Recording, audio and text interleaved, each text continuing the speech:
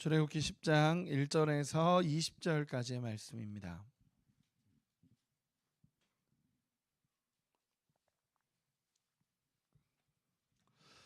출애굽기 10장 1절에서 20절까지 말씀. 저 한 절, 여러분 한 절, 마지막 절은 같이 읽겠습니다. 저부터 읽겠습니다. 여호와께서 모세에게 이르시되 바로에게로 들어가라.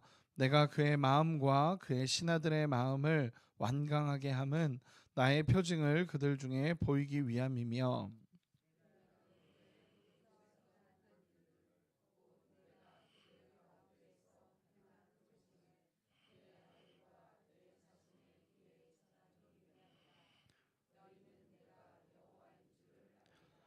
모세와 아론이 바로에게 들어가서 그에게 이르되 히브리 사람의 하나님 여호와께서 말씀하시기를 네가 어느 때까지 내 앞에 겸비하지 아니하겠느냐. 내 백성을 보내라. 그들이 나를 섬길 것이라.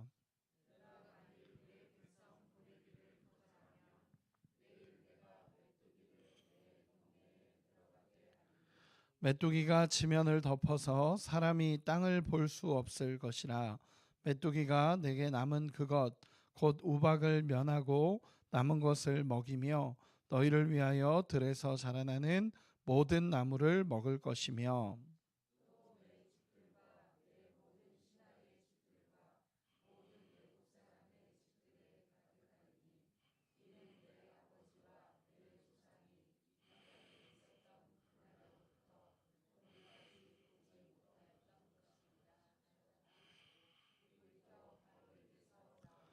바로의 신하들이 그에게 말하되 어느 때까지 이 사람이 우리의 함정이 되리이까. 그 사람들을 보내어 그들의 하나님 여호와를 섬기게 하소서. 왕은 아직도 애굽이 망한 줄을 알지 못하시나이까 하고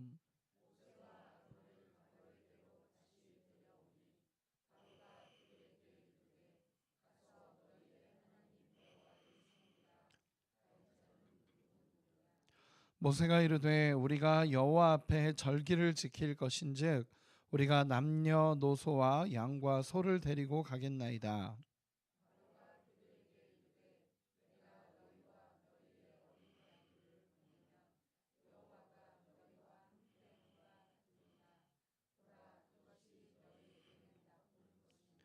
그렇게 하지 말고 너희 장정만 가서 여호와를 섬기라. 이것이 너희가 구하는 바니라. 이에 그들이 바로 앞에서 쫓겨나니라.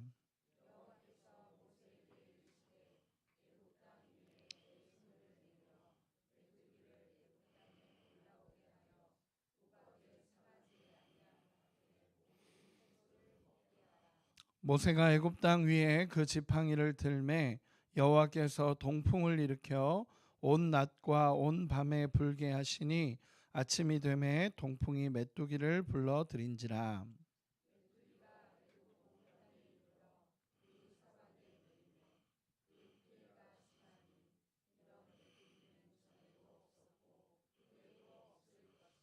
메뚜기가 온 땅을 덮어 땅이 어둡게 되었으며 메뚜기가 우박에 상하지 아니한 밭의 채소와 나무 열매를 다 먹었으므로 애굽 온 땅에서 나무나 밭의 채소나 푸른 것은 남지 아니하였더라.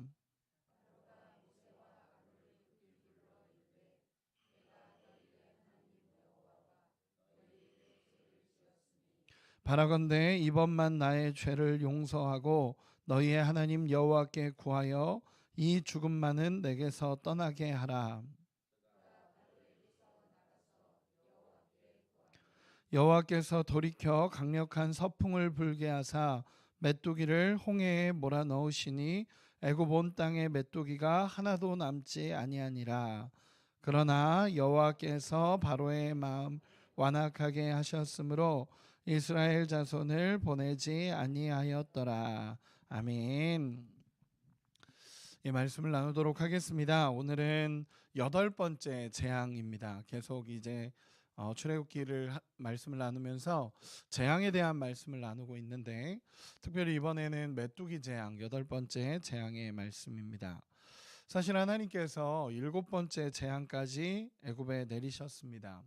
애굽에 재앙을 내리시면서 하나님의 명령, 그리고 애굽에게 정말 원했던 것은 뭐였냐면 회개하고 내 백성을 내보내라는 명령을 하나님께서는 하시는 것이었습니다. 그러나 바로는 여전히 자기 백성 이스라엘 민족을 자기 백성이라고 생각했고 그들이 노예라고 생각을 했습니다. 그래서 내 백성 내 노예들을 어떻게 내보내냐 이 마음이 바로에게는 계속 있었지만 하나님께서 계속 말씀하시는 건 그들은 너의 노예가 아니라 하나님의 백성이다라는 것을 하나님께서 분명하게 하시면서 계속 말씀하시는 장면들이 나오는 것입니다. 그러면서 하나님이 계속 말씀하기를 원하셨던 건 뭐냐면 온 땅에 하나님이 어떤 분이신지를 지금 드러내고 있다라는 것입니다. 애굽 온 땅에 그리고 온 세계에 하나님이 어떤 분이신지를 분명하게 드러내고 계십니다.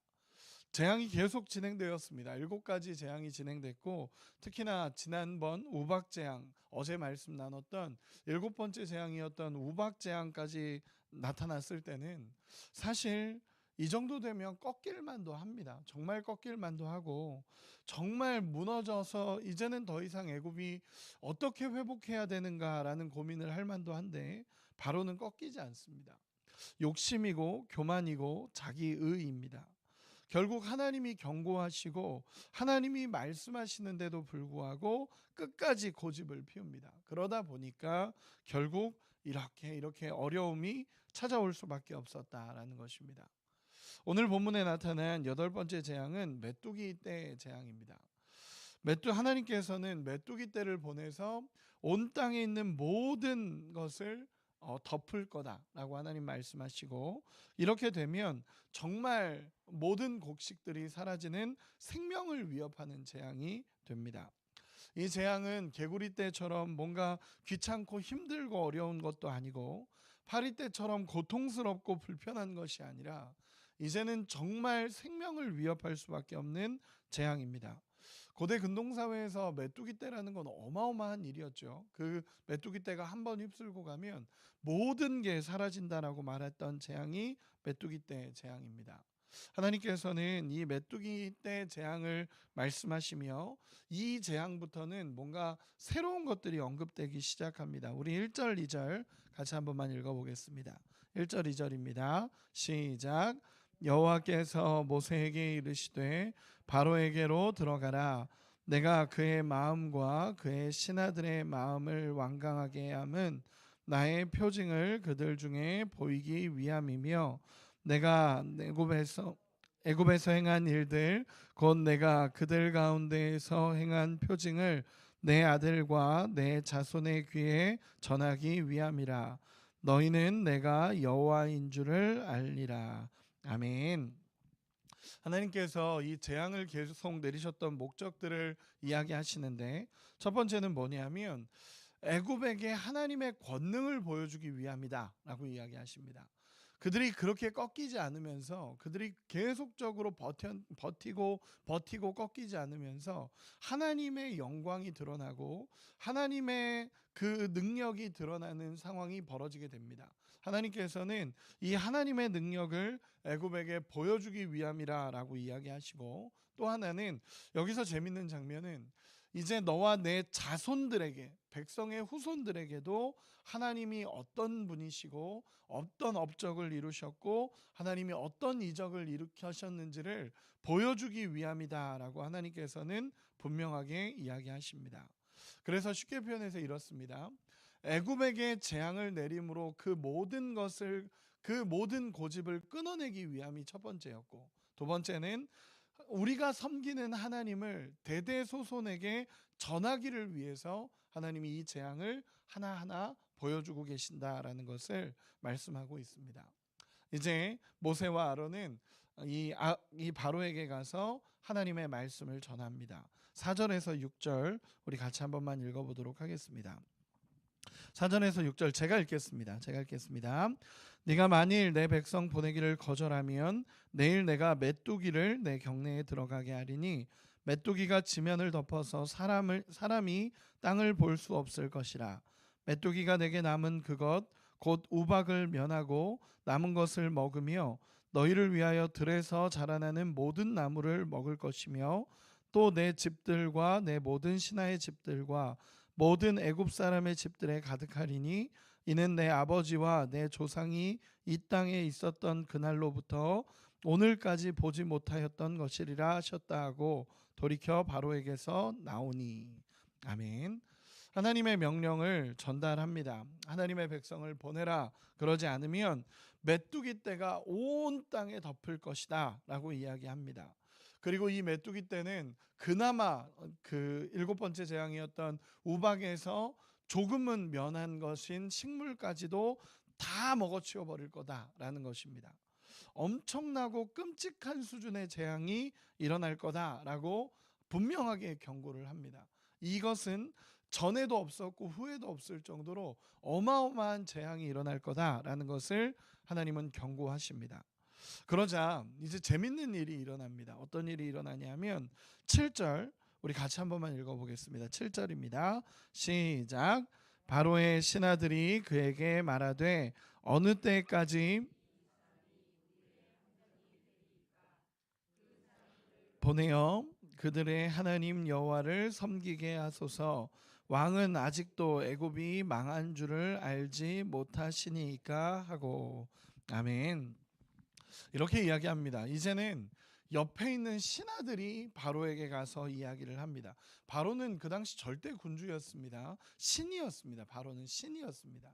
그런데 그동안 신으로 섬겼던 바로가 이제 잘못 판단하고 있다는 게 눈에 보이는 겁니다. 그리고 지금 애굽이 다 망해버렸는데, 완전히 다 망해버렸는데 바로만 그걸 못 보고 있는 것일 수 있다라는 생각이 들어서 이제 신하들이 가서 이야기를 합니다.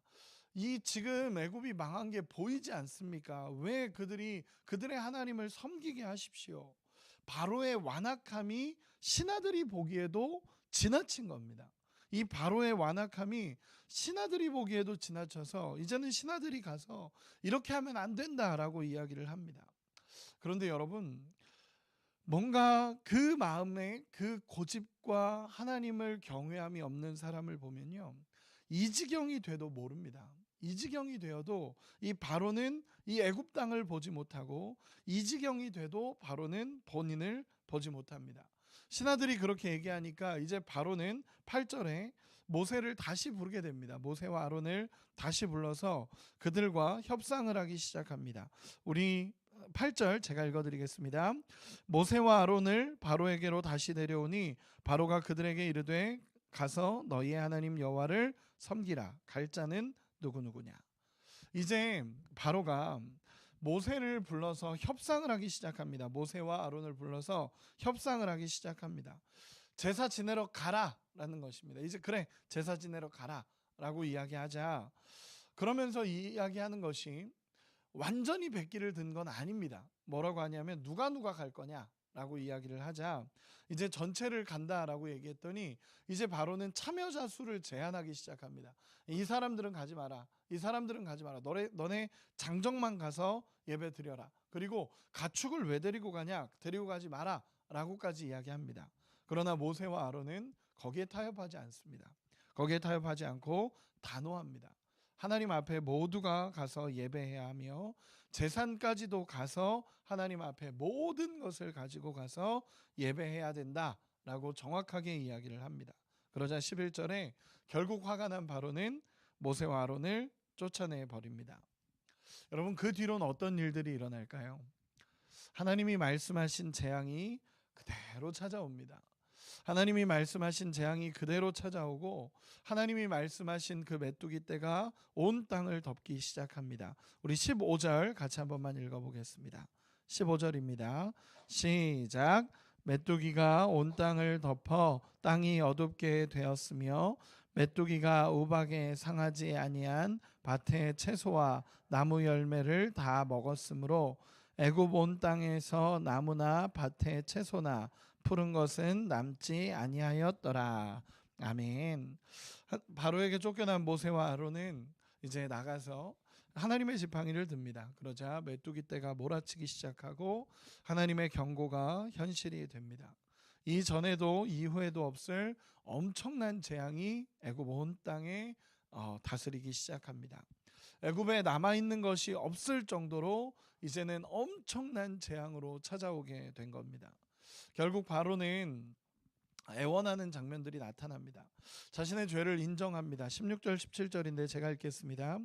바로가 모세와 아론을 급히 불러 이르되 내가 너희의 하나님 여호와 너희에게 죄를 지었사오니 바라건대 이번만 나의 죄를 용서하고 너희의 하나님 여호와께 구하여 이 죽음만은 내게서 떠나게 하라. 아멘. 바로가 애원하는 장면이 나타납니다. 자신의 죄를 인정합니다. 왜냐하면 지금까지 이런 어려움을 본 적이 없기 때문입니다. 그리고 정말로 이렇게 내가 죄를 지었다라고 바로가 실제로 인정을 한 겁니다. 그런데 이 바로의 마음이 여전히 완악합니다. 이렇게 죄를 고백하지만 결국 하나님께서 메뚜기 떼를 없애주자마자 결국 그는 다시 완고해져서 이스라엘 백성을 보내지 않습니다. 왜냐하면 내 것이라고 생각하기 때문에 그렇습니다. 내 것이라고. 결국 이 백성도 내 것이고 이 애굽의 노예들 다 내 노예들인데 이들이 가는 거를 볼 수가 없는 겁니다. 그러니까 내 것이라고 생각하니까 내 마음이 완고해지기 시작하면서 백성들을 보내지 않았다라는 것입니다. 여러분, 출애굽은요 양보나 타협으로 이루어지지 않았습니다. 절대로 그 모든 시간 속에서 바로가 이렇게 제안하고 이렇게 하면 어떻겠냐라고 얘기하고 이 모세도 그거에 타협한 게 아니라 하나님의 명령이 그대로 전해지면 그 명령대로 간 겁니다. 그러니까 하나님께서 하나님의 개입과 하나님의 계획 안에 순종함을 통해 이루어진 것이 출애굽의 모습입니다. 출애굽에서 우리가 계속적으로 봐야 될 건 뭐냐면 하나님은 명령하시고 바로는 고집 피우고 하나님은 명령하시고 바로는 고집 피우고 계속 이 과정을 반복합니다. 반복하다가 결국 애굽의 모든 신은 무너져 가기 시작하고 애굽의 모든 신이었다라고 말했던 그 모든 것은 다 꺾여져 가기 시작합니다. 그리고 하나님만이 온 땅의 주인이심을 증명하기 시작합니다. 말씀의 결론을 맺겠습니다. 지금 8번째 재앙입니다. 저도 이제 설교하면서 맨날 재앙만 이야기하고 있으니까 이게 좀 어렵긴 한데 저는 그렇게 생각이 됩니다. 첫 번째, 결론을 첫 번째로 맺으면 이 모든 재앙의 과정은 세상의 모든 신은 헛된 우상이라는 것입니다. 세상의 모든 것은 헛된 우상일 뿐이고 오직 하나님만이 온 땅을 통치하고 다스리시는 주인이라는 것을 보여주고 있는 것입니다. 이렇게 우리 하나님을 바라보기를 원하고 오늘 우리 하나님을 이렇게 인정해 드리기를 원합니다. 하나님이 오늘도 모든 만물의 주인이시며 하나님이 모든 것을 통치하십니다. 그 고백이 우리 안에 있기를 소망합니다. 그 하나님을 보기 시작하면 우리가 예배할 수 있고 그 온 땅의 주인이신 하나님이 인정되기 시작하면 그때부터 우리의 마음이 하나님을 향해 쏟아져 나올 수 있습니다. 그렇기에 정말 모든 만물의 주인이 하나님이심을 인정하고 하나님을 높여드릴 수 있는 은혜가 있기를 소망합니다.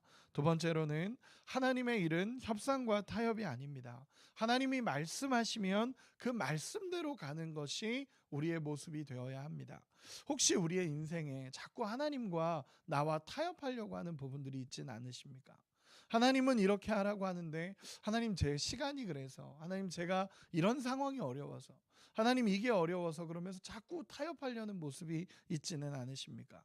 우리가 정말 하나님 앞에 절대적인 순종과 하나님 앞에 엎드릴 수 있는 은혜가 있기를 소망합니다. 그 창세기 22장에 보면요 아브라함이 이삭을 바쳤을 때 그 엄청난 과정들이 있었죠. 어마어마한 힘든 시간들이 있었을 거고 그 과정들이 있었을 겁니다. 그런데 하나님께서 저는 그 장면 그 마지막 하나님의 말씀이 참 기억에 오래 남습니다. 뭐라 그러시냐면 이삭을 드린 이 아브라함을 보면서 내가 이제야 네가 나를 경외하는 줄 알았다 라고 표현하십니다. 내가 이제야 네가 나를 경외하는 줄 알았다. 왜냐하면 아브라함은 늘 조금씩 부족했습니다. 하나님 떠나라 그래서 떠났습니다. 그런데 너의 고향과 친척과 아버지 집을 떠나라 라고 얘기했는데 떠나긴 떠났는데 롯을 데리고 갑니다. 친척이죠. 롯을 데리고 갑니다. 그리고 뭔가 하나님 앞에 다 하는데 뭔가 하나씩 부족한 겁니다. 하나님이 이렇게 하라 그래서 이렇게 하긴 하는데 뭔가 하나가 부족하고 계속 이 모습이었습니다. 그런데 이삭을 드렸던 그 현장에서는 하나님 앞에 모든 것을 드린 겁니다. 그때 하나님께서 내가 이제야 네가 나를 경외하는 줄 알았다 라고 하나님 말씀하십니다. 오늘날 우리에게도 마찬가지입니다.